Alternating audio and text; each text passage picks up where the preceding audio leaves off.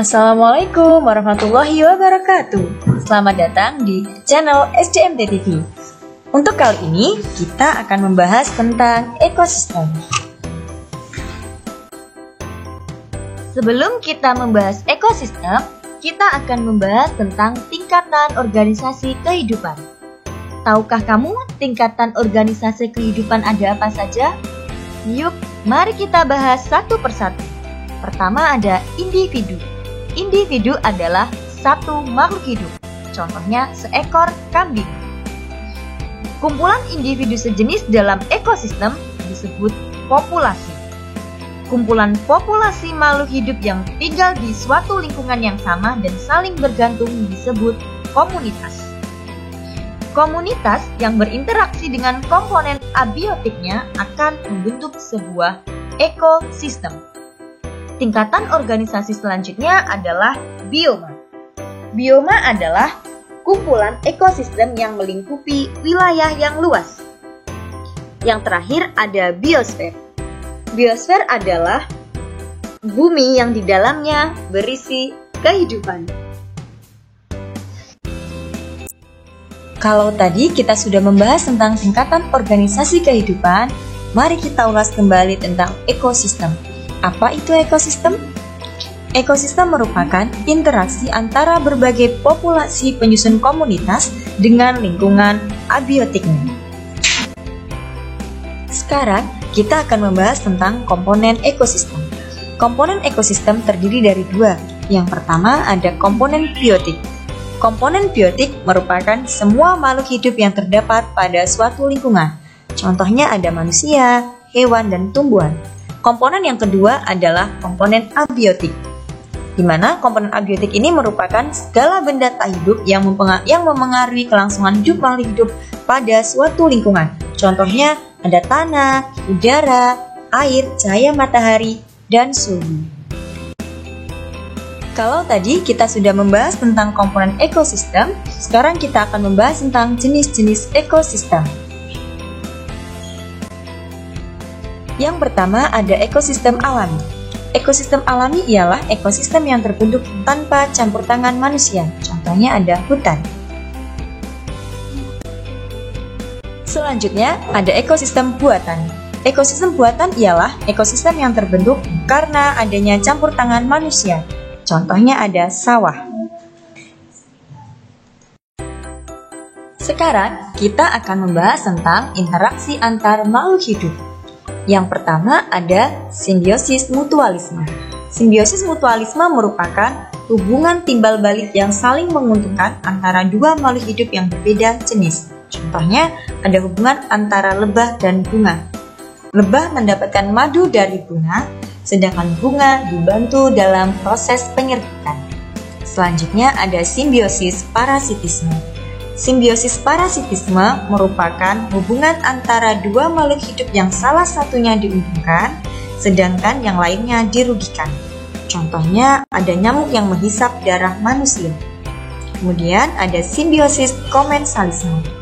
Simbiosis komensalisme adalah hubungan antara dua makhluk hidup berbeda jenis, di mana salah satu makhluk hidup mendapatkan keuntungan, sedangkan makhluk hidup yang lainnya tidak diuntungkan dan tidak dirugikan. Contohnya adalah tumbuhan anggrek yang hidup menumpang di dalam pohon. Kemudian interaksi yang keempat adalah predasi. Predasi merupakan hubungan antara dua makhluk hidup di mana salah satu makhluk hidup memangsa makhluk hidup lainnya. Contohnya ada macan tutul yang memangsa babi hutan. Terakhir, interaksi yang terakhir adalah kompetisi. Kompetisi merupakan persaingan dua atau lebih makhluk hidup yang memiliki kebutuhan yang sama. Contohnya, persaingan memperebutkan makanan, air, tempat hidup, dan sinar matahari. Selanjutnya, yang akan kita bahas adalah tentang rantai makanan.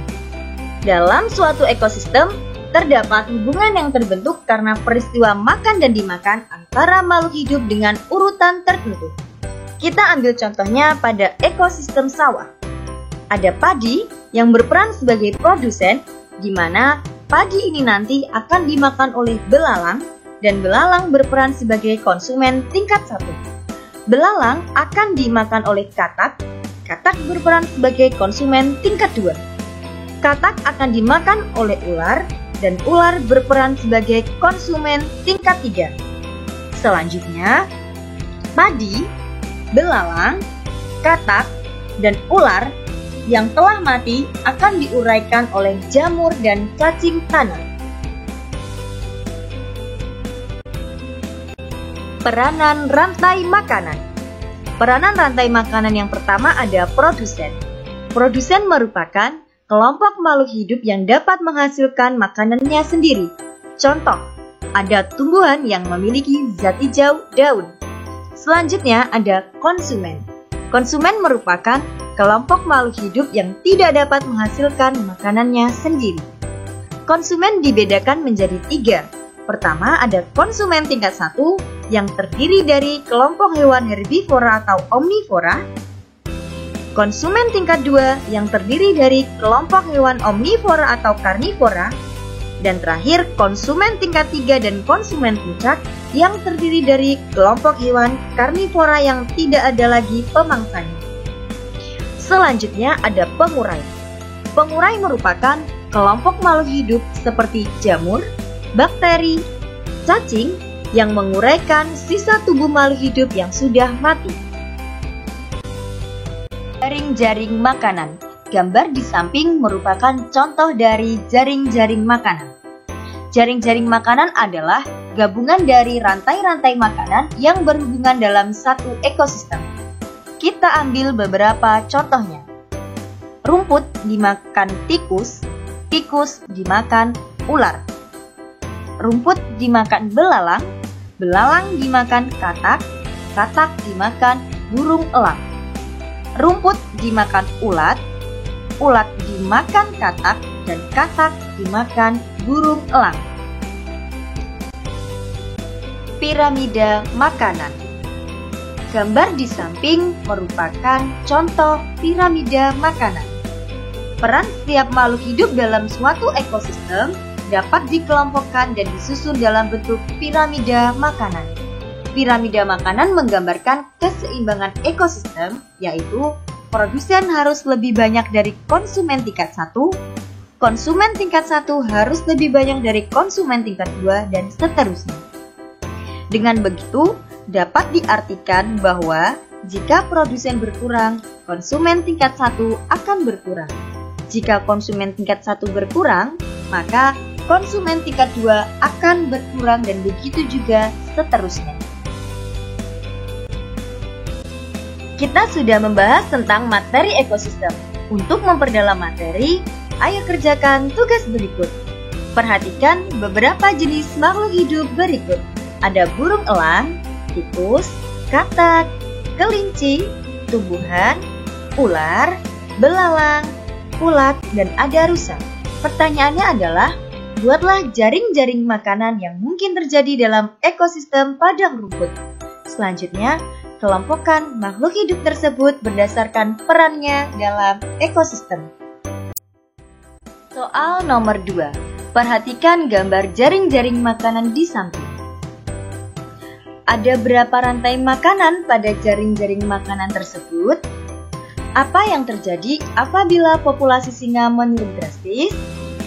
Apakah populasi tikus akan terus meningkat apabila populasi ular menurun drastis? Mengapa? Terima kasih. Jangan lupa like, komen, dan subscribe ya. Sampai berjumpa kembali di materi pembelajaran selanjutnya. Ya, akhir kalam. Assalamualaikum warahmatullahi wabarakatuh.